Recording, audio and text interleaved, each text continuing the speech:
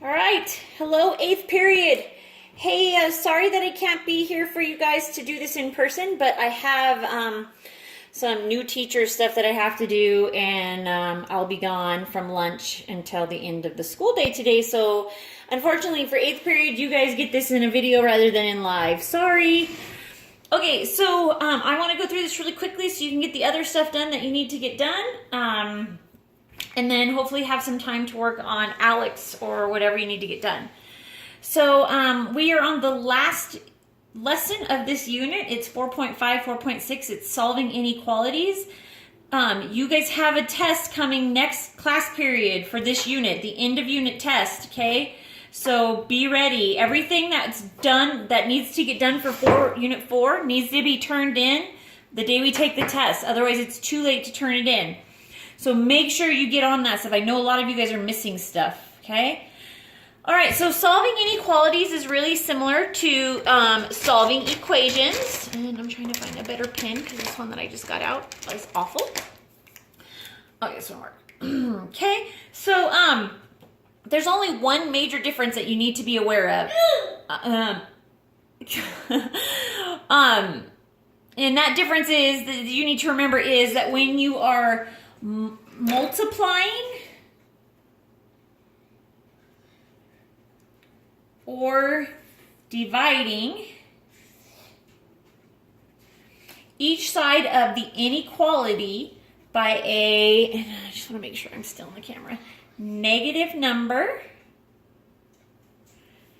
then you need to change the direction of the inequality sign. Okay, I'm going to do an example right here in just a second, but I just want you to understand that it's only when you're multiplying and dividing by a negative, okay, in order to solve.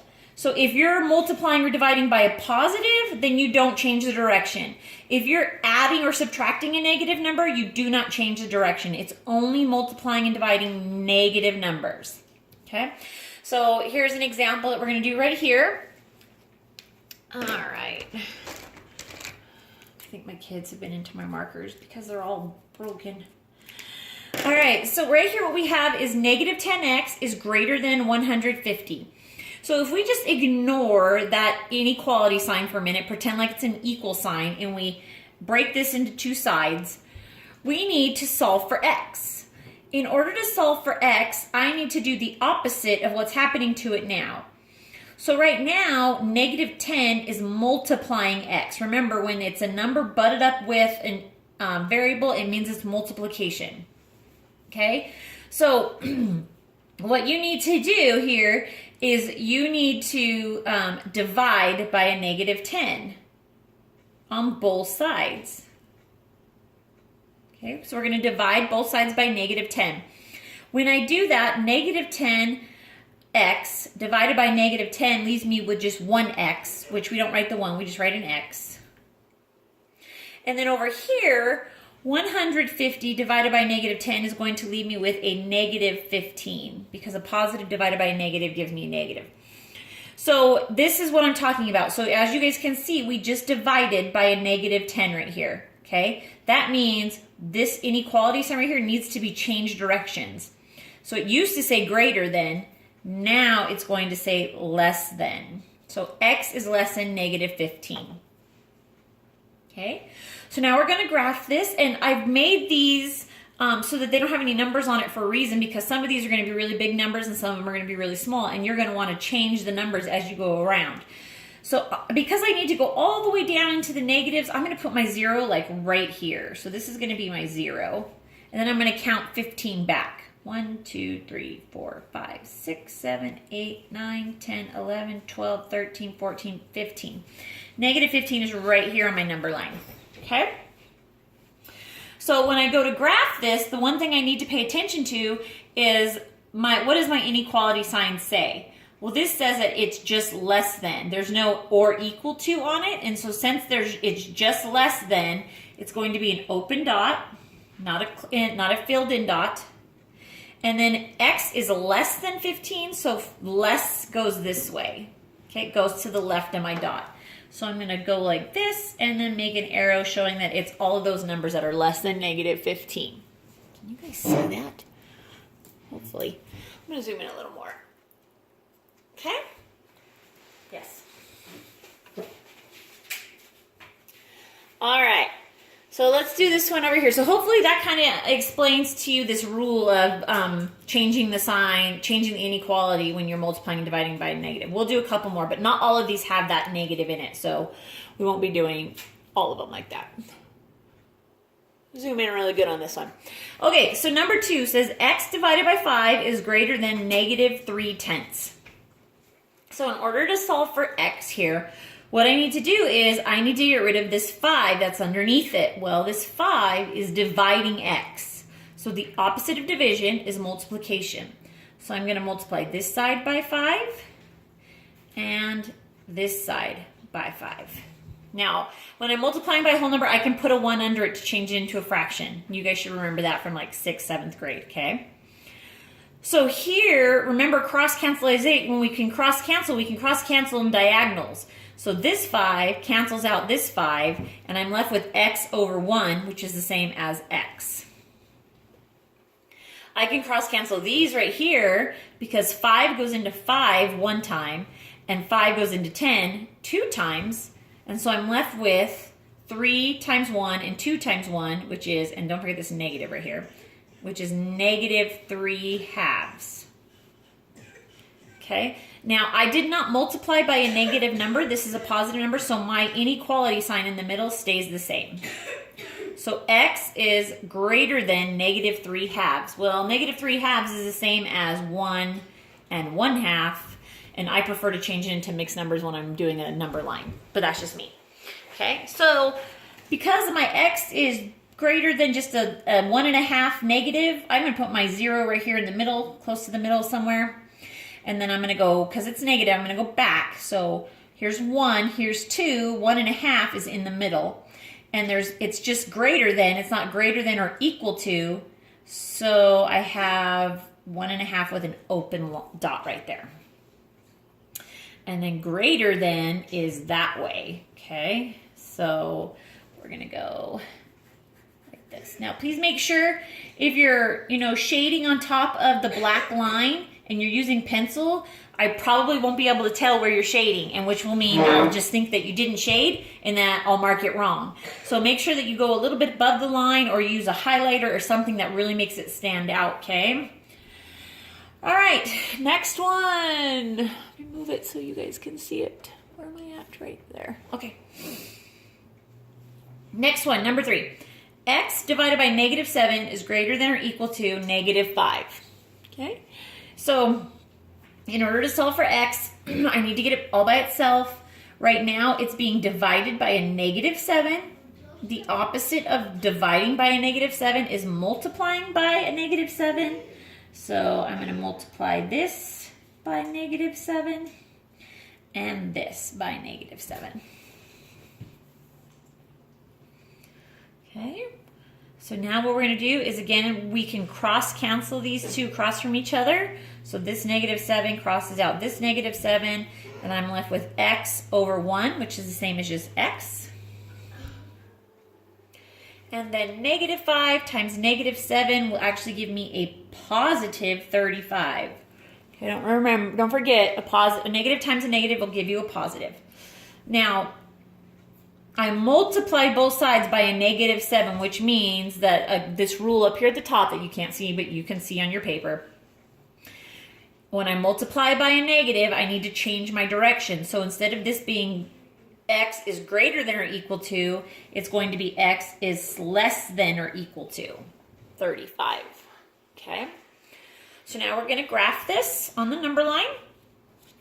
Now, this is a pretty big number, 35. I don't have 35 dashes here on my number line, so what I'm going to do is I'm going to put my 0 right in the middle, and I'm going to count by 5s. So 5, 10, 15, 20, 25, 30, 35. Now, this is perfectly fine to do as long as you let me know like what you're doing. Otherwise, I'm going to assume it's 1. So like if you just put a dot right here and didn't tell me this was 35 right here, I would assume that you were at 7, and that would be wrong. Okay, so this is less than or equal to 35, so my dot on my number line is going to be solid because of the equal to. And then less than goes to the left of my dot, so it's going to go this way. Like that. And make sure you're putting arrows at the end of your shading so that if it needs to, so that it shows that it keeps going. All right, number 4. So those 3 were just one-step inequalities, solving for one-step inequalities. Now we're moving on to a 2-step, and all that means is that now it's going to take us 2 steps to solve for x rather than 1 step. Okay? So the first step on this one, we've got 10 minus 2x is less than 6. The first step that we need to do is we need to get this 10 out of here. We'll deal with the negative 2 that's attached to the x after we get rid of the 10. Okay, so I need to get rid of this 10. Right now, this 10 is a positive. See there's no negative out here, so because there's no negative, we're going to assume it's a positive. Well, it is a positive. You don't have to assume. And the opposite of a positive 10 is a negative 10. So we will subtract 10 from both sides of this inequality. Okay, a positive 10 minus 10 will leave me with 0. And then I'm left right here with a negative 2x is less than, and then 6 minus 10 is negative 4. Okay, now I can get rid of this negative 2 that's attached to this x. So this negative 2 is multiplying the x. So the opposite of multiplication is division. So I'm going to divide by negative 2, divide by negative 2. Negative 2 divided by negative 2 will leave me with a 1, but we don't write 1x, we just write x, and I'm going to write it over here so I have more room.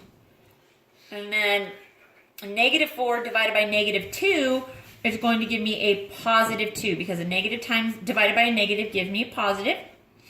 Now, I divided by a negative 2, and so because I divided by this negative right here, I need to switch this sign. So instead of it being less than, now it's going to be greater than. Okay? All right. Now to graph it, I'm just going to put my 0 right here. 1, 2 is right here. So I have an open dot because it is not equal to it. It's just greater than it. And then greater than is this way. Okay? And an arrow. Okay, hopefully those weren't too horrible. I need to zoom back in or out a little bit so you can see this one that we're going to get going here. This one's going to be quite the process, so get ready. All right, this is a big old like 4 or 5 step problem right here that we're going to do, so we're going to do it together. So what we have is 3 times x minus 4 divided by 12 is less than or equal to 2x divided by 3.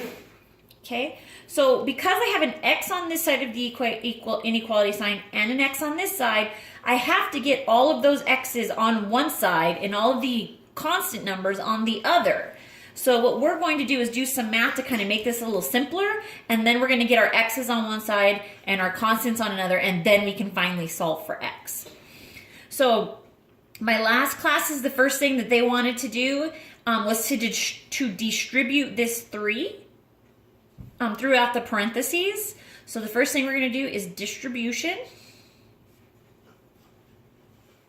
Okay. And when I do that, I get 3 times x is 3x. 3 times negative 4 is negative 12.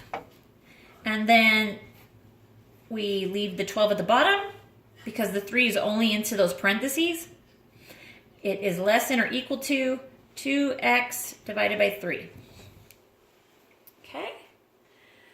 So now the next step that we're going to do is try to get rid of some of these bottom denominators. Because their greatest common denominator that they have, or their least common denominator that they have together is a 12, I'm going to multiply both sides by 12. Okay, and I'm going to use this, well, maybe I'll use the green. The purple looks too close to the pink. So I'm going to multiply this side by 12, and I'm going to multiply this side by 12. Okay, so over here I'm going to put multiplication because when we get down to this step, we did multiplication to get there. So that's why I'm putting it here. Okay? So just like up here when we did some cross-canceling, I can cross-cancel this 12 with this 12.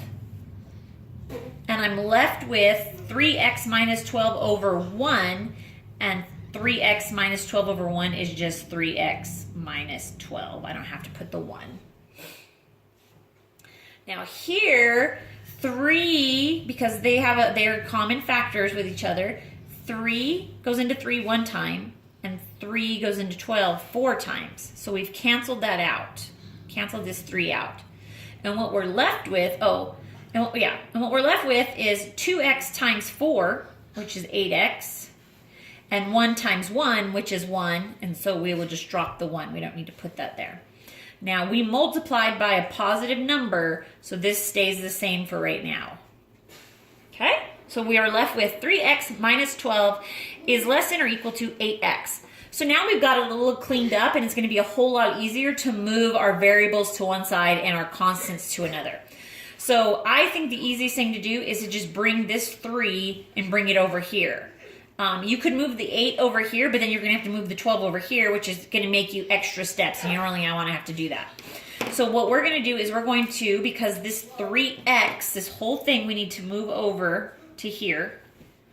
This is a positive 3x, so I'm going to subtract 3x from both sides. Okay, and when I get down here, I've done subtraction. Okay, so 3x minus 3x leaves me with no x's here, and I'm left with negative 12 is less than or equal to, and then 8x minus 3x is 5x. Now, the reason why I went ahead and just wrote this right in without waiting is because when I subtract things or I add things to either side, this does not change ever. And so I knew it wasn't going to change because I was doing a subtraction. Okay, so now I've got negative 12x is less than or equal to 5x. Now, my last step is to just get this x all by itself.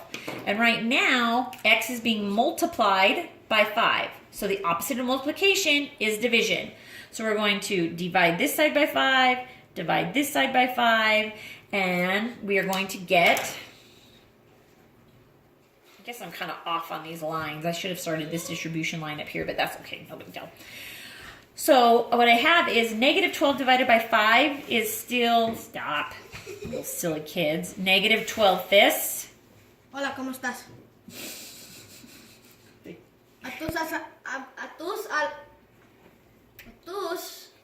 A ustedes, ¿hablas español? And that would be Asher, ladies and gentlemen. All right, so negative 12 divided by 5 is going to be, and then over here, because I'm doing division, I want to wait a minute. 5x divided by 5 is going to leave me with just x. And then this was a positive, so this is going to stay the same. No changing in this one. Hey, shh, I'm almost done, boys.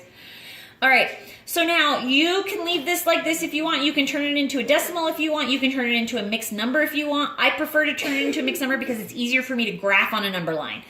So negative 12 fifths is actually equal to negative 2 and 2 fifths, okay? That makes it easier for me to graph on a number line. So I want you to graph this on a number line because this one's a little tricky. So we've got this number line, and I know I should have drawn you guys one, but I didn't. I'm sorry. Okay, we got this number line. Now I'm going to put 0 right here in the middle since it looks convenient. Okay? Now, what I have is I need to go to negative 2 and 2 fifths. So here's 1, here's 2, here's 3. Negative 2 and 2 fifths is going to be right about here. It's not quite half. It's pretty close, but not quite. And it's going to be a solid dot because it's got the and equal or equal sign on it. Okay, so it's less than or equal to. Okay, so this is negative. We could just like mark that as negative 2 if we wanted. And then this is what I need you guys to understand. I know that you guys are used to seeing it like this. X on the left side with the number on the right side. But what you need to realize in this one is that X is on the right side and the number is on the left. And so you can't just look at which way this is pointing and shade that way because it would be incorrect. You need to read it from X. And I know this is going to be weird because normally we read left to right. But in this case, we're going to read right to left. Okay? So we're going to read X is greater than or equal to negative 12/5. So in order for x to be greater, it actually needs to go this direction, okay? Oops, gosh, that really fell off my line. Now, if you're not comfortable with this x being over here on the right and the number being on the left, then you need to be able to flip it. But when you flip it, you need to it needs to hold right here at the x, and everything needs to flip over like this. So when you do that, the x is going to be first, and then this, because it flips over, changes direction, and then the number. So this still reads the same as this. This is equal to each other. But if you're more comfortable with the x being on the left, then you need to get comfortable with being able to flip it. Otherwise, just get comfortable with sometimes reading from right to left. Okay? That's just one thing I really wanted to point out. All right, so now what you guys are going to do is you're going to, there's an assignment up on the, ask the sub for it. It is called Code Breaker, and it is solving inequalities to come up with some kind of little code. It's nothing great, but you need to show your work. So you need to do, I should have brought one home with me, but I didn't, sorry. You need to show your work either on the back side of the paper or on scratch paper or on just a full piece of paper that you pull out of your notebook, whatever. I don't care. Either way, it needs to be stapled or on the paper with it because you're turning it into me. You need to do all of the problems. There's 15 of them, I believe, and you need to make sure you do them all. I don't really care about the code down at the bottom if you don't want to unscramble the letters to make a new word, that's fine. I'm okay with that. But when you get it, you'll notice that you're going to solve for an equation. The answer is going to relate to a number or a letter. And just make sure you write what letter it relates to so that I can easily correct it at least. When you're done with that, it should not take you all class period, so do not goof off. In fact, they have to be done before you leave class today. You can do it with a partner. So if somebody else is done with this video, you may do it with a partner. Otherwise, you're doing it on your own. It's either in pairs or on your own. Okay? When you're done with that, turn it into the bucket, and then you need to get on the computer and do the 4.5 assignment. It's